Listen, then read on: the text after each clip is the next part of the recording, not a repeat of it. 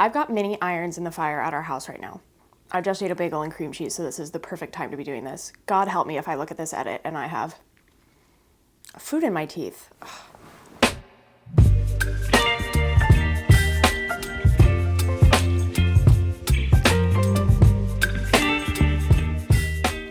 I gave myself the once over and it seemed like I had the all clear. I've got mini irons in the fire in the house right now.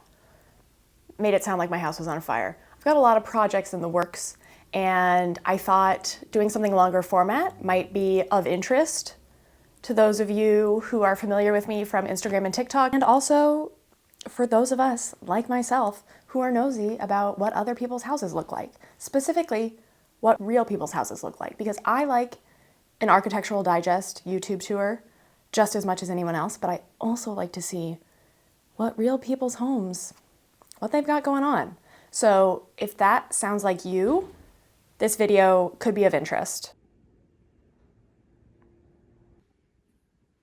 I normally have worked on things in our house very much like, oh, I'm focused on the living room, I'm focused on my office.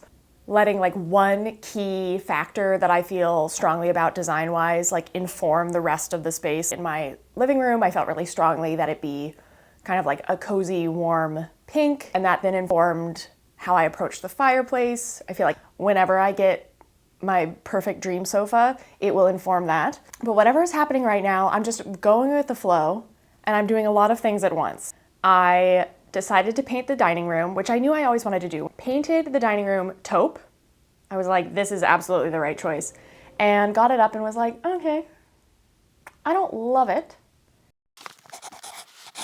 It's not, I hesitate, I keep calling it a flop. I keep being like, ugh, really made a flop of a decision. It's not a complete flop, like I could live with it, but it does not make me feel happy to look at it the way that looking at the color in my office or in the living room does. I have some inspiration that I want to move from a taupe to an off-white that is darker than, I should just put up the inspiration image. I have an inspiration image. It is this. The walls read as white, but they are darker than the trim. And that's the direction I want to go in. That's what I'm trying to course correct to. The trick of this is that I've already painted the trim in the dining room to match that in the living room, painted the trim in the ceiling, and I really don't want to have to repaint the trim in the ceiling. So I'm trying to find a white that reads darker than the trim, which is actually already a pretty like off-white color. This is the other thing about paint colors is they're such a mindfuck. You're like, you see a swatch chip and then you like get it in your house and you're like, oh, that's what that looks like in here? So I'm trying to course correct from that, which is, you know, its own process. And then somewhere along the way, I was like, it's time to get all of these light fixtures that I dislike out of the house, and I'm gonna do it right now. Because the house obviously came with light fixtures installed, and every single one of them, I'm really trying not to, I'm trying to stop criticizing what the previous owners did in this house, because everyone has different style, everyone has different taste, and don't I want the world to be that way? Yes, I do. I want other people to have different preferences, whatever, and they don't have to be my own, and that does not make them good or bad. So, that being said, there was nothing wrong with the fixtures in the house besides that they just were not my taste, and I actively disliked looking at them.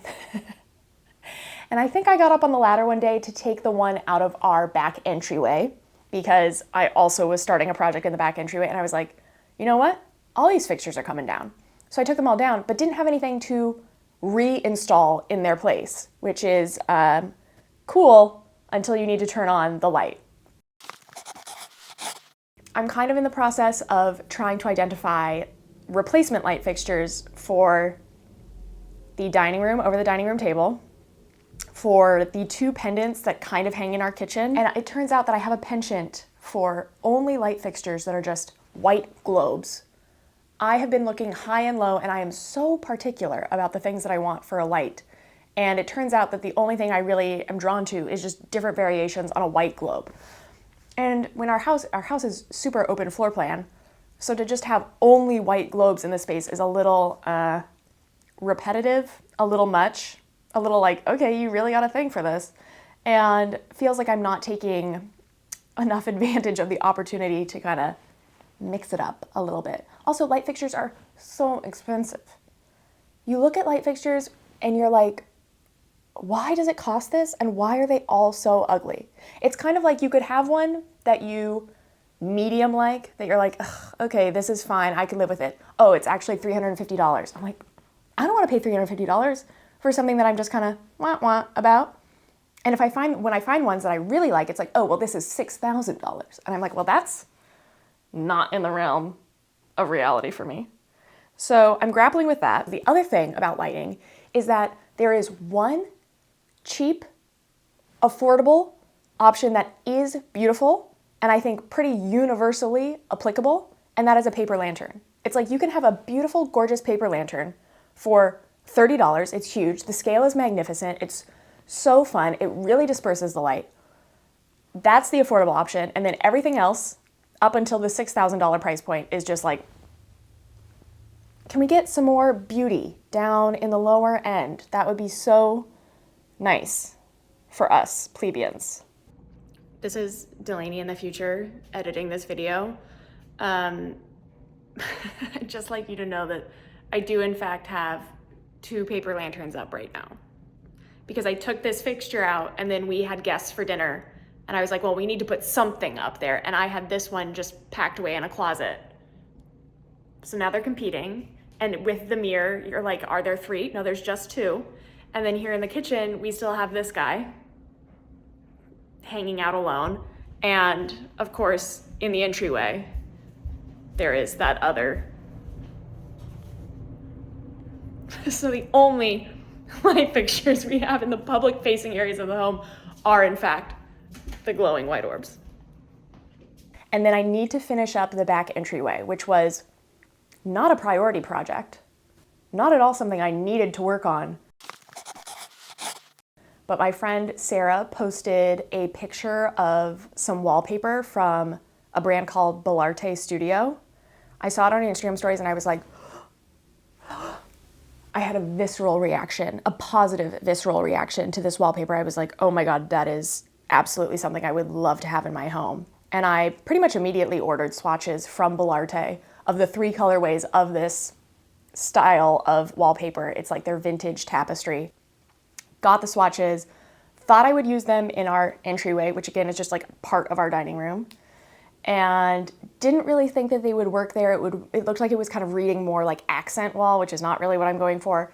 And then I was like, oh, but I could put this in our back entryway, because our back entryway is one of the few rooms that is small enough to accommodate like a very like intense statement-y thing.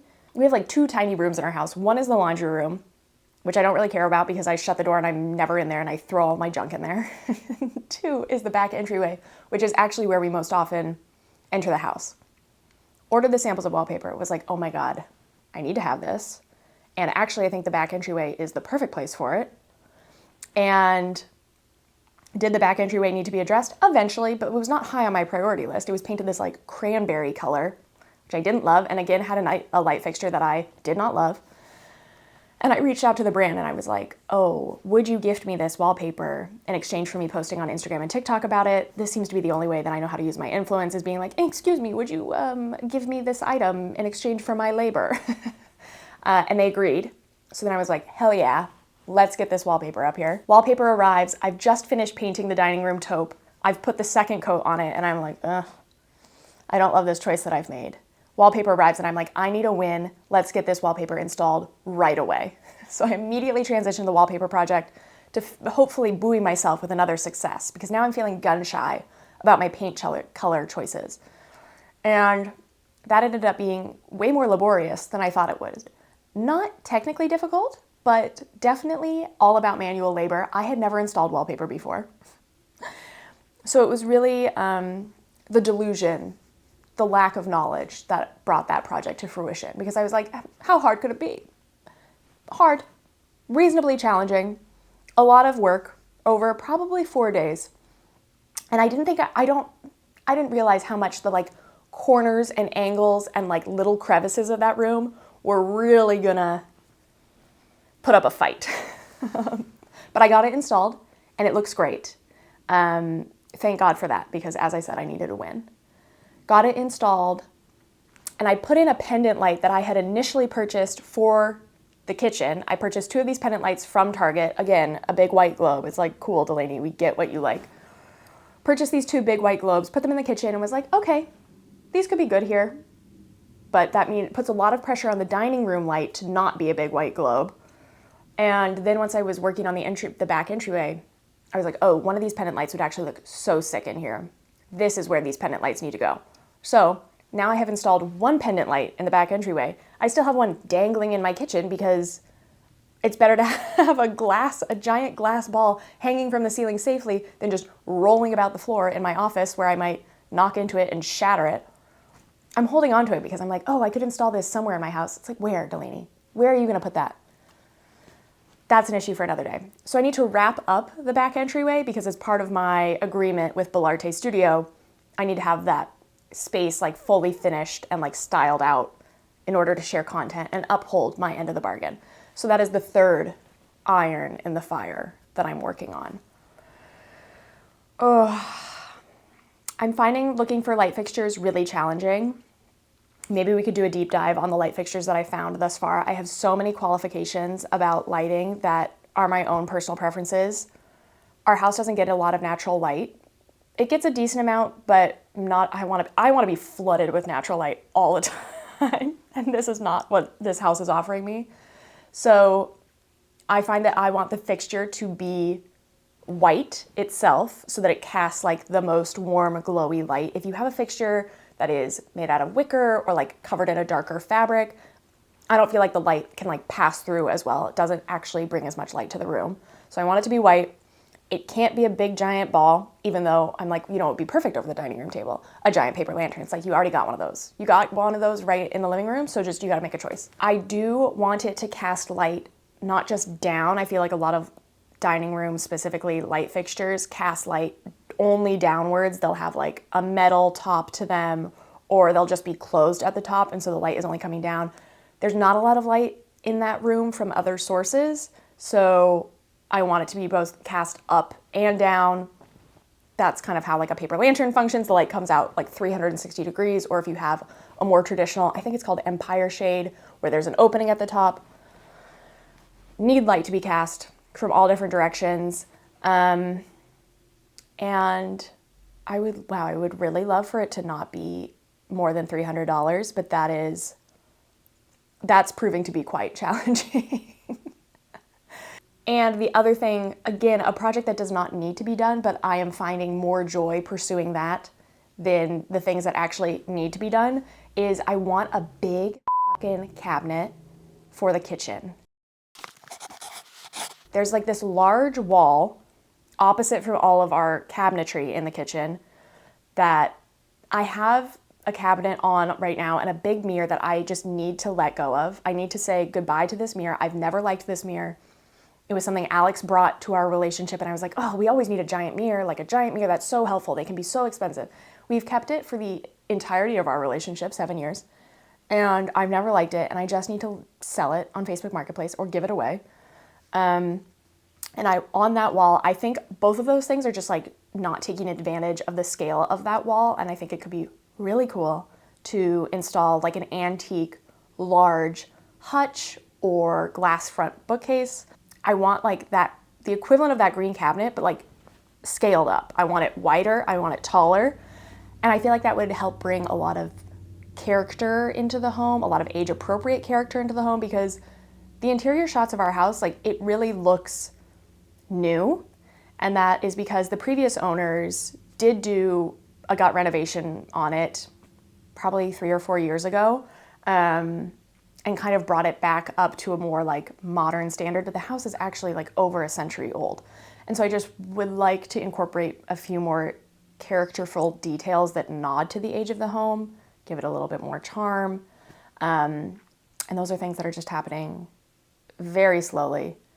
I wouldn't even say surely. They're just chip away at them little by little. I've thought so much about installing crown moldings in all of these rooms, but a lot of the rooms, the ceilings are super bowed. So that poses its own kind of issue. Houses are just a ball of yarn that you just like pull at the string and you make a little bit of progress and then just continues to unravel into more and more work. But that's where we are now. Paint, lighting, cabinetry. Back entryway. The back entryway needs a rug. It needs a mirror. I need to put the shoe cabinet that was in there back in there because we do use that. And I have my heart set on this silly little sconce, this expensive little sconce that I just think is so gorgeous, charming, sweet, unique, is the kind of detail that you see and you're like, oh, this space really sings because of this sweet little thing that you're like, oh, where did that come from? What's that little guy doing there? It's $350. And it feels hard to say yes to $350 when I'm staring down the pipe of multiple other light fixtures that we actually genuinely need to light our home, and a huge cabinet that I'd like to buy that's probably going to be multiple thousands of dollars. And yet I want the sconce more than anything. What are you going to do? It's hard to be a lady with taste, you know? Anyways, I'll continue to keep you updated whether you like it or not. If you do like it, go follow me on Instagram and TikTok because I am much more active there. And you can get more regular musings, photos, updates as things progress in real time because I can't help but make a small bit of progress and then immediately be like, look what I just did. Look at how this changed. So that's all. If you like this, amazing. If you want different things, let me know. You know where the comments are.